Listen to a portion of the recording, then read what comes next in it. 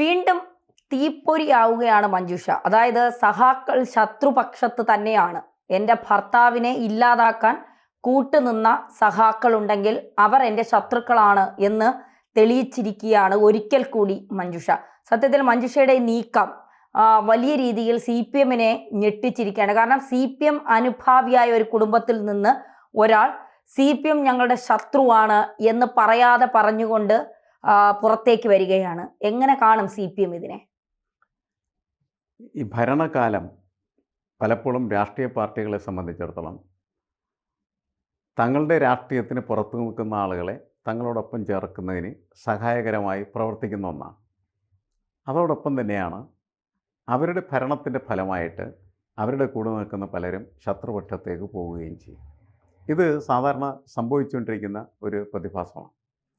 പക്ഷെ മഞ്ജുഷയുടെ കാര്യത്തിൽ നമുക്ക് അതങ്ങനെ ഒരു ജനറലൈസേഷന് വിധേയമാക്കുന്നത് ശരിയല്ല എന്നാണ് എനിക്ക് തോന്നുന്നത്. കാരണം ഒന്ന്, പത്തനംതിട്ടയിലെ പാർട്ടി മഞ്ജുഷക്കൊപ്പം എക്കാലത്തും നിന്നിട്ടുണ്ട്. അതിലൊരു സംശയം ആ വീട്ടുകാർക്കോ മഞ്ജുഷക്കോ ഉണ്ടായിട്ടില്ല. പക്ഷേ കണ്ണൂരത്തെ പാർട്ടിയും അതുപോലെ തന്നെ പൊതുവെ സംസ്ഥാനത്തെ പാർട്ടിയും ഒരു പ്രത്യേക ഘട്ടത്തിൽ മഞ്ജുഷ ഉപേക്ഷിച്ചു. കാരണം മഞ്ജുഷ CBI അന്വേഷണം ആവശ്യപ്പെട്ട് കോടതിയെ സമീപിച്ചപ്പോൾ ഈ സർക്കാരിലുള്ള ഈ പാർട്ടിയിലുള്ള അവരുടെ വിശ്വാസം അവർ കീറിക്കളഞ്ഞു. അത് മനസ്സിലാക്കിയതിൻ്റെ അടിസ്ഥാനത്തിൽ പിന്നീട് പാർട്ടി പൊതുവായിട്ട് പാർട്ടിയുടെ നിലപാടുമായി മുന്നോട്ട് പോകാൻ തന്നെ തീരുമാനിക്കുന്ന ഒരു കാഴ്ചയാണ് നമ്മൾ കണ്ടത്. ഈ പലപ്പോഴും സഹാക്കൾക്ക് സംഭവിക്കുന്ന ഒരു വലിയ പ്രശ്നമായിട്ട് എനിക്ക് തോന്നിയത്, പലപ്പോഴും അതിർത്തി തർക്കം ഉണ്ടാവും. ഒരു വശത്ത് സഹാവും മറുവശത്തെന്ന് പറഞ്ഞിട്ടുണ്ടെങ്കിൽ ചിലപ്പോൾ അനുഭാവിയുമായിരിക്കാം. അപ്പോൾ പാർട്ടി എന്ത് ചെയ്യുമെന്ന് വെച്ചിട്ടുണ്ടെങ്കിൽ ഈ സഹാവുണ്ടല്ലോ, പാർട്ടി കേഡറായിട്ടുള്ള ആളുടെ കൂടെ നിൽക്കും. അവസാനം പാർട്ടി ഒരു തീർപ്പൊക്കെ ഉണ്ടാക്കും. അതിൻ്റെ റിസൾട്ട് നമ്മൾ പരിശോധിച്ചാൽ ഈ പാർട്ടി കേഡറും പോവും, പാർട്ടി അനുഭാവിയും പോവും. പാർട്ടിക്ക് രണ്ടുപേരും നഷ്ടമാകുന്ന തരത്തിലുള്ള തീരുമാനങ്ങൾ എടുത്താണ് അവരിങ്ങനെ വളർന്നു വന്നിട്ടുള്ളതെന്നാണ് ഞാൻ കണ്ടിട്ടുള്ളത്. ഞാനിത് പലപ്പോഴും അവരോടൊക്കെ പറയാറുള്ളായിരുന്നു. എന്നുവെച്ചാൽ ഉചിതമായ നിലപാട്, ശരിയായ നിലപാടല്ല അവരവിടെ എടുക്കുന്നത്. പകരം കൂടെ നിൽക്കുന്ന ആളുകളെ നോക്കിയിട്ട് ഒരു ഒത്തുതീർപ്പ്, അഡ്ജസ്റ്റ്മെൻറ്റ് എന്നൊക്കെ പറയുന്ന മുട്ടുശാന്തി പ്രവർത്തനം നടത്തുക. മുട്ടുശാന്തി പ്രവർത്തനം നടത്തുന്ന എവിടെയും രാഷ്ട്രീയം പരാജയപ്പെടും എന്നുള്ളതാണ് പ്രശ്നം. രാഷ്ട്രീയത്തിൽ ശരിയായ കാഴ്ചപ്പാടുകൾക്ക് മാത്രമാണ് മുന്നോട്ട് പോകാനായിട്ടുള്ള ഊർജ്ജം ഉണ്ടാകുകയുള്ളൂ. അത് ഈ ഭരണകൂട സംവിധാനത്തിൽപ്പെട്ട് പലപ്പോഴും പാർട്ടി നഷ്ടപ്പെടുത്തുന്നൊരു കാഴ്ച. കാരണം കേരളത്തിൽ ഇപ്പോൾ ഏറ്റവും കൂടുതൽ ഇമേജ് നഷ്ടപ്പെട്ടു നിൽക്കുന്ന രാഷ്ട്രീയ പാർട്ടി ഏതാണെന്ന് വെച്ചാൽ CPM ആണ്.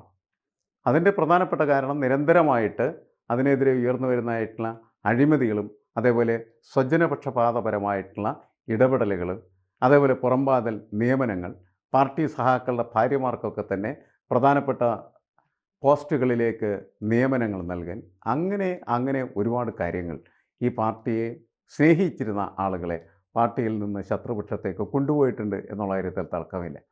അതിൻ്റെ ഒരു ഏറ്റവും അവസാനത്തെ ഉദാഹരണം എന്ന് നമുക്ക് പറയാൻ പറ്റില്ല. ഈ അടുത്ത കാലത്തെ ഉദാഹരണങ്ങളൊരാളാണ് മഞ്ജുഷ. മഞ്ജുഷ പാർട്ടിയുടെ വളരെ കൂറുള്ള ഒരു വ്യക്തി തന്നെയായിരുന്നു. അദ്ദേഹത്തിൻ്റെ ഭർത്താവും അതുപോലെ തന്നെ കുടുംബവുമൊക്കെ, നവീൻ ബാബുവും കുടുംബമൊക്കെ സമ്പൂർണ്ണമായിട്ട് പാർട്ടിയുമായിട്ട് ബന്ധപ്പെട്ട് നിൽക്കുന്ന ഒരു കുടുംബമാണ്. പക്ഷേ ഇപ്പോൾ ഈ കാലഘട്ടങ്ങളിൽ നടന്ന സംഭവവികാസങ്ങളെല്ലാം അവർ പാർട്ടിയുടെ ശത്രുപക്ഷത്ത് എത്തിച്ചു എന്നുള്ളത് യാഥാർത്ഥ്യമാണ്. TP ചന്ദ്രശേഖരനെ മാരകമായി അതിക്രൂരമായി കൊലപ്പെടുത്തിയതിനു ശേഷമാണ് KK രമ എന്ന് പറയുന്ന ഒരു തീപ്പൊരി നേതാവ് കേരളത്തിലുണ്ടായത് എന്ന് ഭർത്താവിൻ്റെ അല്ലെങ്കിൽ തൻ്റെ ഭർത്താവിനെ കൊന്നവർക്ക് എതിരെ ഒറ്റയാൾ പോരാട്ടം നടത്തി വിജയിച്ച ഒരാളാണ് KK രമയെന്ന് പറയാതിരിക്കാൻ കഴിയില്ല. ആ ഒരു നിരയിലേക്ക് മഞ്ജുഷ കൂടി വരുന്നു എന്നുള്ളതാണ്. കാരണം ഭർത്താവ് നഷ്ടപ്പെട്ടു, ഭർത്താവിനെ ആരൊക്കെയോ ചേർന്ന് ഇല്ലാതാക്കി എന്ന് അവരിപ്പോഴും വിശ്വസിക്കുന്നുണ്ട്. അതൊരു കൊലപാതകമാണ് എന്നവർക്ക് സംശയമുണ്ടെന്ന് അവർ തന്നെ കോടതിയിൽ വ്യക്തമാക്കിയ കാര്യമാണ്. തീർച്ചയായിട്ടും ഒരു രാഷ്ട്രീയ പാർട്ടി മാറുന്ന തരത്തിലേക്ക് ഈ പാർട്ടിയിൽ നിന്നാൽ തങ്ങൾക്കും ഇനിയുള്ള തങ്ങളുടെ മക്കൾക്കും കുടുംബാംഗങ്ങൾക്കും സ്വസ്ഥമായ ഒരു ജീവിതം ഉണ്ടാകില്ല. അതുകൊണ്ടാണ് തഹസിൽദാർ പദവിയിൽ നിന്ന് തന്നെ അവർ മാറിയത്. ഈ സഹാക്കന്മാരെ അല്ലെങ്കിൽ CPM-നെ ഭയന്നുകൊണ്ട് തന്നെയാണ്, തൻ്റെ ജീവനം നഷ്ടപ്പെടുമോ എന്നുള്ള ഭയം. അത്തരത്തിൽ പാർട്ടി മാറാനുള്ള എന്തെങ്കിലും നീക്കങ്ങൾ മഞ്ജുഷയുടെ ഭാഗത്തുനിന്ന് ഉണ്ടാകുമോ? ഇല്ല, ഇപ്പോൾ നമുക്ക് അറിയാം, സംസ്ഥാന ജീവനക്കാരുടെ സമരമാണ്. ആ സമരം നടക്കുന്ന സമയത്ത് ആ സമരത്തെ തിരഞ്ഞെടുക്കാനായിട്ട് ആര് തയ്യാറായി? മഞ്ജുഷ തയ്യാറായി. രാഷ്ട്രീയമായിട്ടുള്ള നിലപാടിൽ വന്ന വലിയ മാറ്റമായിട്ട് തന്നെയാണ് ഞാനതിനെ വിലയിരുത്തുന്നത്. ഉം. കാരണം സംസ്ഥാന ജീവനക്കാരുടെ അവകാശങ്ങൾക്ക് വേണ്ടിയുള്ള സമരത്തിന് വേണ്ടിയിട്ടല്ല മഞ്ജുഷ ആ സമരത്തിൽ പങ്കെടുക്കുന്നത്. മഞ്ജുഷ ആ സമരത്തിൽ പങ്കെടുക്കുന്നത് നിലവിലുള്ള സംസ്ഥാന സർക്കാരിനോടുള്ള പ്രതിഷേധം രേഖപ്പെടുത്താൻ വേണ്ടിയിട്ടാണ്. ഉം. സംസ്ഥാന സർക്കാരും സംസ്ഥാന സർക്കാരിനെ എന്താണ് സപ്പോർട്ട് ചെയ്യുന്നതായിട്ടുള്ള പാർട്ടിയും ഉം. തനിക്ക് ശരിയായിട്ടുള്ള രീതിയിലുള്ള നീതി, ശരിയായിട്ടുള്ള സഹായം, തന്നോടൊപ്പം നിൽക്കേണ്ട തന്നോടൊപ്പം നിന്ന് എന്നവർക്ക് തോന്നിയിട്ടില്ല. ഉം. അപ്പോൾ അവർക്ക് നീതി നിഷേധിക്കപ്പെട്ടു എന്ന് പറയുന്നതായിട്ടുള്ള വിശ്വാസത്തിൻ്റെ പുറത്താണ് അവരതിനെതിരെ പ്രതികരിക്കാൻ തയ്യാറായത്. ഉം. ആ പ്രതികരണത്തിൻ്റെ ഒരു പ്രതിഫലനമായിട്ടാണ് ഈ സമരത്തിലെ അവരുടെ പങ്കെടുപ്പിനെ നമുക്ക് കണക്കാക്കാനായിട്ട് കഴിയുകയുള്ളൂ. പാർട്ടി മാറി ഇല്ലേ എന്നുള്ളത് വളരെ അപ്രസക്തമാണ്. കാരണം അവർ പാർട്ടിയുടെ സജീവമായിട്ടുള്ള ഒരു പ്രവർത്തകയൊന്നും അല്ല എന്നുള്ള കാര്യം നമുക്കറിയാം. കെ രമയുടെ കാര്യം അങ്ങനെയല്ല. അവർ നേരത്തെ തന്നെ SFIയുടെ വളരെ സമുജ്വലമായിട്ടുള്ള നേതാവായിരുന്നു. പിന്നീട് വിവാഹ ജീവിതത്തിലേക്ക് കടന്നതിന് ശേഷം കുടുംബത്തെ മുന്നോട്ട് കൊണ്ടുപോകുന്നതിന് വേണ്ടി അവർ ഒരു സർവീസ് സൊസൈറ്റിയിൽ ജോലിക്ക് കയറുകയും TP ചന്ദ്രശേഖരൻ പാർട്ടിയുടെ പ്രവർത്തനമായിട്ട് തുടരുകയുമാണ് ചെയ്തത്. പിന്നീട് പാർട്ടിക്കകത്തുണ്ടായ ഗ്രൂപ്പ് യുദ്ധം എന്നുവെച്ചാൽ പിണറായിയും അതേപോലെ തന്നെ VS-ഉം തമ്മിലുള്ള യുദ്ധത്തിൻ്റെ ഇരയായിട്ടാണ് TP ചന്ദ്രശേഖരൻ പാർട്ടി എന്ന് പറഞ്ഞു. VS-ൻ്റെ വിശ്വസ്തനായിട്ടുള്ളൊരു പോരാളിയായിരുന്നു. ആ VS-നെ അദ്ദേഹത്തെ സംരക്ഷിക്കാനായിട്ട് കഴിഞ്ഞില്ല, പാർട്ടിയിൽ നിലനിർത്താൻ പോലും കഴിഞ്ഞില്ല എന്നുള്ളതാണ്. അത് അതിൻ്റെ സംഘടനാ സംവിധാനത്തിൻ്റെ പ്രശ്നമാണ്. പക്ഷേ അങ്ങനെ പുറത്തുപോയ ചന്ദ്രശേഖരൻ മരണപ്പെടാൻ സാധ്യതയുണ്ട് എന്ന് പറയുന്ന കാര്യം എനിക്ക് തോന്നുന്നത് പലർക്കും തോന്നിയിരുന്നു. ആ കൂട്ടത്തിൽ VS-നും ചിലപ്പോൾ ഒക്കെ തോന്നിയിട്ടുണ്ടായിരിക്കും. മരണശേഷം VS അവിടെ സന്ദർശിച്ചതും അതൊരു തെരഞ്ഞെടുപ്പ് മുഹൂർത്തത്തിലായിരുന്നു എന്നുള്ള കാര്യമൊക്കെ വിവാദപരമായ വലിയ വിഷയങ്ങളായിട്ട് നമ്മുടെ മുന്നിൽ നിൽക്കുന്നുണ്ട്. അപ്പോൾ മനുഷ്യബന്ധങ്ങൾ അതിനെങ്ങനെയാണ് പാർട്ടി കാണുന്നത്? അതൊക്കെ ഇതിനകത്ത് വളരെ ഗൗരവമായിട്ട് ചർച്ച ചെയ്യേണ്ട ഒരു വിഷയമാണ്. ആ മനുഷ്യബന്ധങ്ങളായിട്ട് കാണുകയും അതിന് ഒപ്പം നിർത്താനായിട്ട് പറ്റുന്ന തരത്തിൽ പ്രവർത്തിക്കുകയും ചെയ്യുക എന്ന് പറയുന്നത് പാർട്ടിക്ക് കഴിയാതെ വരുന്ന ഒരുപാട് ഘട്ടങ്ങളുണ്ടായിരുന്നു. ആ ഘട്ടങ്ങളിലൊന്നാണ് ശരിക്കും TPയുടെ കേസ്. TP എന്ത് ചെയ്ത് പാർട്ടിയോട് വ്യത്യസ്തമായിട്ടുള്ള അഭിപ്രായം പറഞ്ഞ് പുറത്തിറങ്ങി അവിടെ ഒരു പുതിയ പ്രസ്ഥാനമുണ്ടാക്കി. ആ പുതിയ പ്രസ്ഥാനം ഉണ്ടാക്കി എന്നുള്ളതിൻ്റെ ഒറ്റ പേരിലാണ് അദ്ദേഹത്തെ എന്ത് ചെയ്യുന്നത്, പാർട്ടി വെട്ടിക്കൊല്ലുന്നത്. അപ്പോൾ പാർട്ടി അദ്ദേഹത്തെ ശരിപ്പെടുത്തി കളയാണ് ചെയ്യുന്നത്. ഇത് കമ്മ്യൂണിസ്റ്റ് പ്രസ്ഥാനത്തിൻ്റെ പല ഘട്ടങ്ങളിലും സംഭവിച്ചിട്ടുള്ള ദുരന്തങ്ങളാണ്, അതിൻ്റെ ആവർത്തനങ്ങളാണ്. റോസ ലക്സംബർഗ് എന്ന് പറയുന്ന വളരെ പ്രമുഖമായിട്ടുള്ള ഒരു നേതാവ് കമ്മ്യൂണിസ്റ്റ് പാർട്ടിക്കുണ്ടായിരുന്നു ജർമ്മനിയിൽ.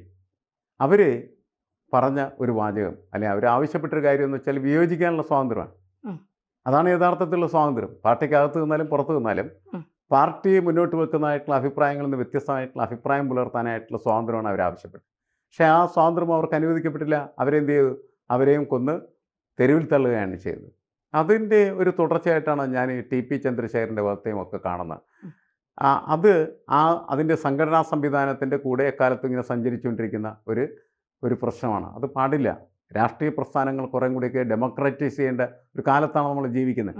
പഴയ കാലത്ത് ഈ വിപ്ലവം ഒക്കെ നടത്തുന്ന ഒരു കാലഘട്ടത്തിൽ അതിന് ഒരു സീക്രട്ട് ക്യാരക്ടർ, രഹസ്യ സ്വഭാവം എന്ന് പറയുന്നത് അംഗീകരിച്ചു കൊടുക്കാവുന്നതായിരുന്നു. പക്ഷെ അതെല്ലാം കഴിഞ്ഞില്ലേ. ഇന്ന് വളരെ ജനാധിപത്യപരമായിട്ടുള്ള തുറവിയുള്ള ഒരു സാമൂഹ്യ വ്യവസ്ഥക്കകത്ത് പ്രവർത്തിക്കുന്ന പാർട്ടിയാണ്.